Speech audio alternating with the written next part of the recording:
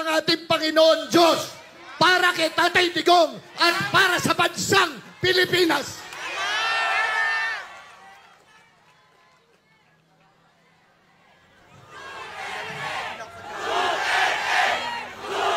Ibalik niyo sa amin ang aming Ama!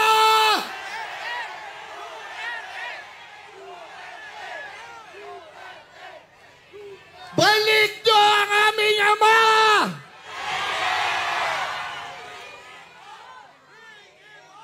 Alam niyo, lahat tayo nagdarasal para sa Kanya.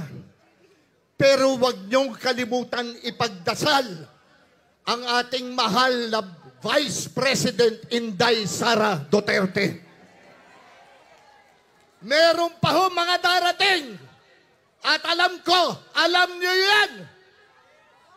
Nagpe-prepara sila para sa impeachment. Nagnakaw daw si Inday Sara. Naniniwala ba kayo doon? Ay, ito naman at sa akin.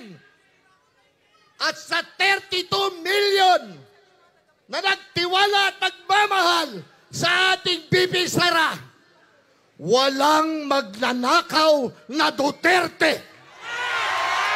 Sabay-sabay,